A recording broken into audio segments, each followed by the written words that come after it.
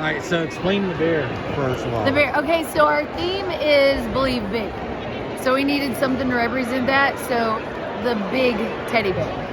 Okay. And what was that little ceremony you had in the huddle after the match? We kind of had fun making friendship bracelets. Oh, So okay. at our last tournament, when we were at Volleypalooza, we all made a bracelet for one player. We kind of drew names and made a bracelet for that player, and then we exchanged.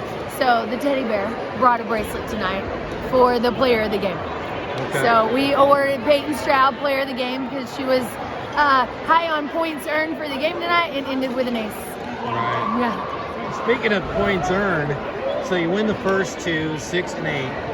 Then they come back and boy, they just start playing like they're Highland Park or they're, Byron Nelson. I mean, I would imagine for you, that's a really great thing to get your team to have to do I mean, we need that. We need the challenge. And they were playing great, but we've kind of struggled when we get into those unforced errors climbing back out. So it was a good game for our growth in that fact that, we had a few unforced errors, but and they're aggressive. It's hard to get down on those errors when we're going in to nail the ball and you try to take high hands and you miss them, or they go for the tip down the net, straight down the line, and it barely grazes and doesn't make it over. So, I mean, it's hard, but I think we did well of going for the point and then getting more aggressive.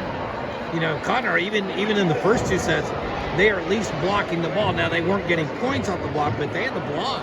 Yeah, their block got better, and I think we had to hold each other accountable for covering the block.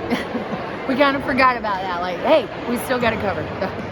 So what was it like to see that third set, and you're down 17-13, and take a timeout, first timeout of the day? What do you tell the kids? Well, I mean, I told them to relax. We've got to stop worrying about the error we just made, put the ball in play, and we feel good about the ball being in play, and then we go back aggressive. I felt like we were just keeping the ball in play the whole time and not playing to score. So, after that, they did a good job adjusting to that. They went back to go to score instead of keeping it in play.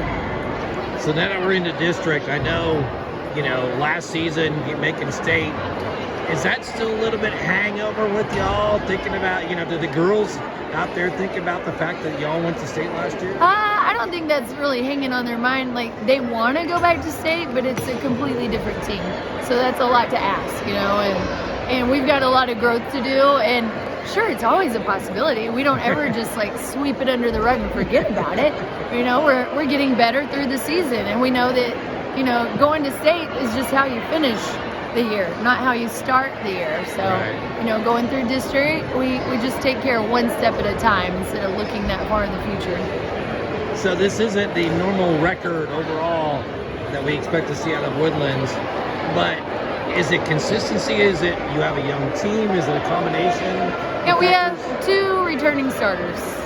That's it. So, and one's a senior, one's a junior. So honestly, we have just one senior from last year that played last year that started out here kind of trying to lead the team, and she's been injured a little bit. So, but she came back tonight and she felt good.